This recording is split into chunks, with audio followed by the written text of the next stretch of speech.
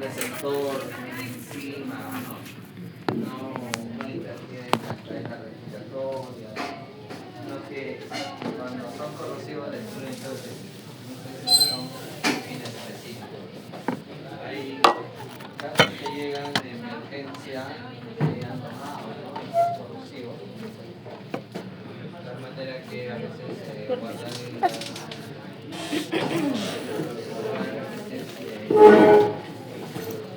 los ácidos que son para limpieza, ¿no?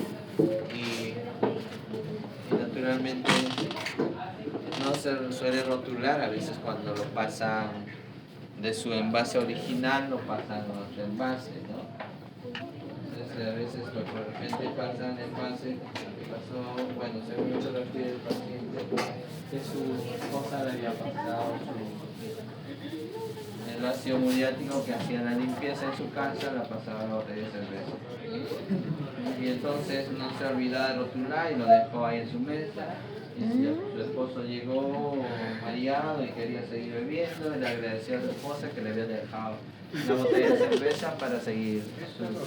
Se tomó su cerveza y no era la cerveza que quería. Reaccionó y despertó. Cuidado, Chincho. Entonces, Deben hacer así, Chincho. obviamente, si ha sido muriático, entendió que se ha carbonizado el esófago. Mientras que llegué, ¿no?, al hospital, llegó pues el esófago carbonizado. Lo único que se hizo es tratar de salvarle, pero haciéndole trasplante de donde se saca para reemplazar el esófago, de la parte del intestino grueso. Una fracción de intestino grueso en lugar del esófago. Eso se ha intentado, pero bueno, el paciente no ha tolerado y se quedó con el esófago bloqueado o quemado. Después de lo que en general la quemadura, pues se va a contraerlo, ¿no? Y se va formando la fibrosis, se va a fibrosizar todo y obviamente ya no sirve como para que ingrese. Y obviamente se le ha aperturado una gastrocrisis directo al estómago, por ahí se alimenta, ¿no? Y bueno, por ahí entra su arroz con pollo, todo licuadito, ¿no? Riquísimo. También incluso hay una paciente que de 16 años también, incluso llegaba a pedir ayuda, ¿no?, a salir en la médica televisiva y todo lo demás, similar pasado, ¿no? Entonces en ese ambos, porque teníamos en la teoría la esperanza de que como es 16 años se va a regenerar más rápido, ¿no? Pero no tampoco así. Y eso que es el propio intestino, es decir, el mismo organismo lo rechaza. De ella sí no ha rechazado, así que no ha empezado. El detalle es que no ha recuperado su movimiento peristático. Es que estos no pueden estar estáticos, tienen que tener su movimiento, su motilidad, ¿no? Entonces el tubo digestivo tiene que mover su movimiento peristáltico, porque si no, como de luz. Entonces eso es lo que se ha demorado y no lo ha logrado recuperar su movimiento peristáltico. Estaba ahí, lo ha adaptado, pero el detalle es que no lo ha recuperado. Ese es así el detalle. El otro paciente sí, pues no tiene movimiento ni lo ha adaptado, lo ha rechazado. No son situaciones en las cuales que se han tomado ambos el ácido muriático, ¿no? Entonces, esa situación que ocurre, por eso que el mecanismo de toxicidad no es específico, destruye. Te cae el ácido muriático al ojo, te destruye el ojo, ¿no? Entonces son corrosivos extremos, pH extremos, que pues no solamente son ácidos, también pueden ser álcalis. Los pH extremos corroen, destruyen y bueno, estamos hablando de pH 1 a 2 de ácidos y de 12 a 14 en álcalis. Los dos extremos destruyen el tejido, pues son corrosivos, corroen, ¿ya? Entonces han visto ustedes para identificar, ¿no?, estos ácidos.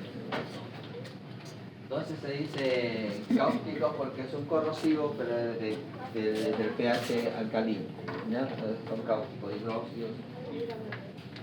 Pero ambos son corrosivos, ¿no? Entonces son sustancias corrosivas que te podrían quemar, ¿no?, todo lo que va viendo, ¿no? Por eso que a veces pasa en la calle, a veces en alumnos que de repente están muy,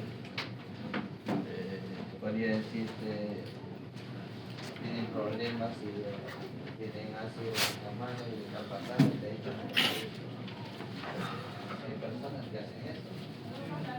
pasando en la cara. También bonito llegó ese paciente, ¿no? Quemada acá.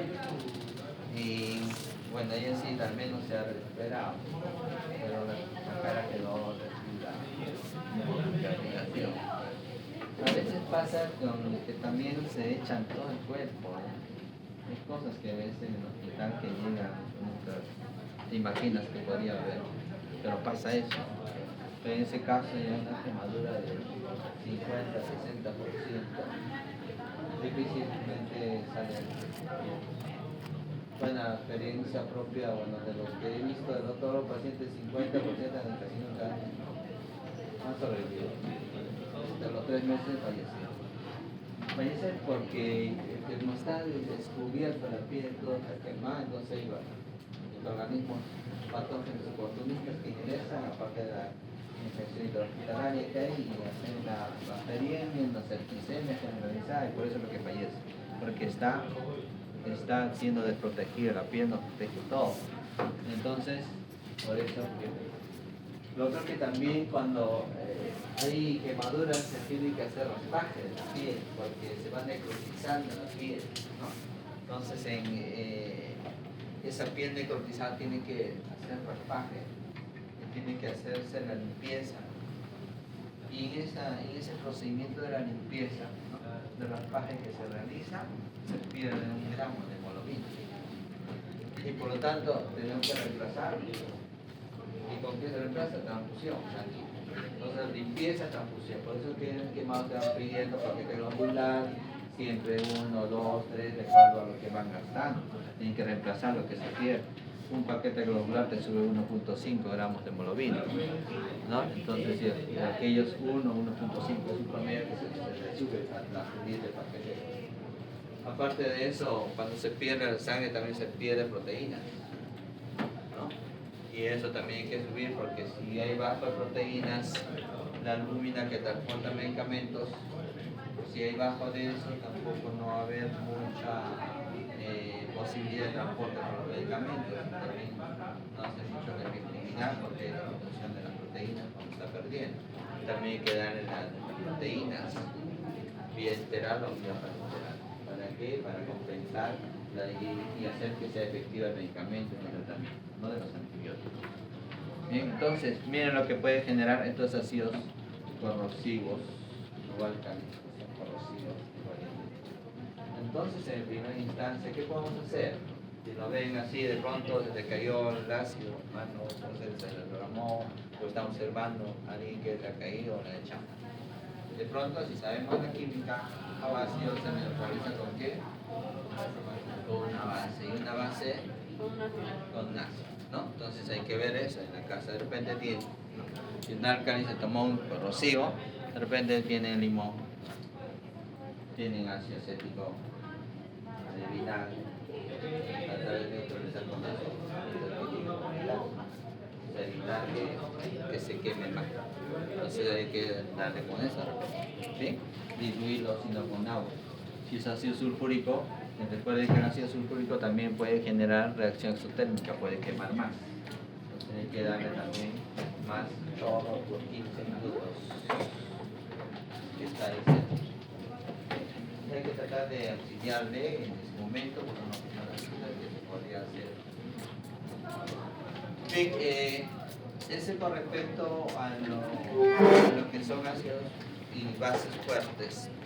Eso sea un recordaris de lo que lleva en la química general y la química físico-química, ¿no? Los pKs, por cómo se puede reconocer un ácido fuerte, qué reacción hicieron para reconocer ácidos, para reconocer ácido sulfúrico, ¿qué hicieron? ¿Qué le adicionaron?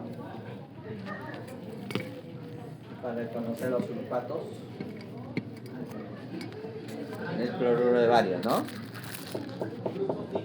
Cloruro de bario para precipitar el sulfato de bario, un precipitado para ver los ácidos. También lo puedes adicionar, puedes identificar un ácido que está ahí, de repente no saben qué es, está por el color, por el olor, ¿no es cierto? Para tu linterna está reflejando. Ay, Se va a gastar. se va a gastar. Ya, entonces, ¿Cómo puedes identificar un ácido? No. Un pechímetro, por ejemplo, papel tornasol, lo puede identificar a su de frente para que nada más sea